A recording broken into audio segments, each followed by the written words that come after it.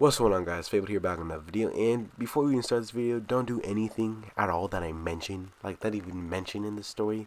Even if it's like feeding homeless people, don't do. I mean, okay, you can feed homeless people, that's chill, right? They might bite, I don't know, right? But anyways, yeah. Also, this Fortnite gameplay in the background, was recorded in my history class. Literally just plugged a mouse into my MacBook, but that's not the point because you're here for the story, not the gameplay. So let's get straight into today's video.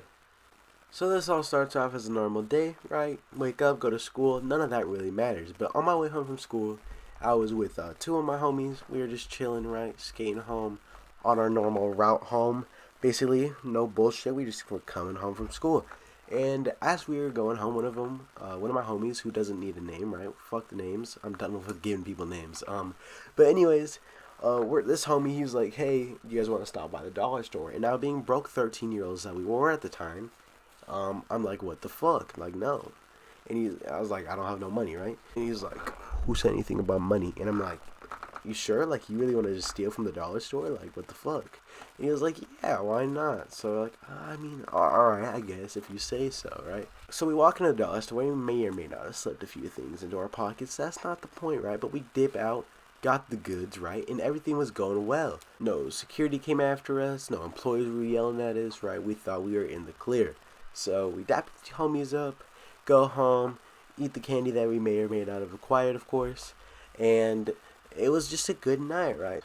And so a few days go by, right, and nothing really happens. And then all of a sudden one day, I get a call from my homies, and he's like, yo, come to the dollar store, like right now. And I'm like, why, what happened?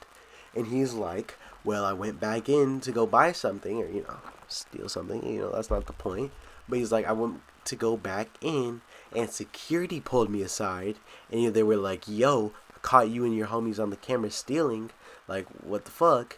And so apparently what happened was they made him pay for everything, which was literally just like a few bags of candy, right? It was nothing crazy.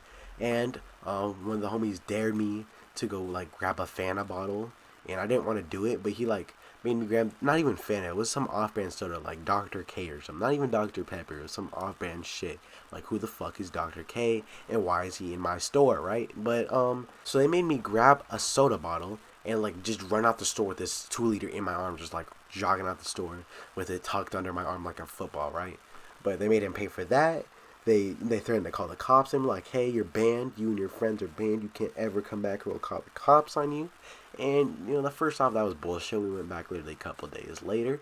But yeah, so they caught him up, and he was like, bro, I need you to come because they want like our names or whatever. And I'm like, what the fuck? I'm not going back, right? So I'm like, fuck you. I'm not going to the dollar store again.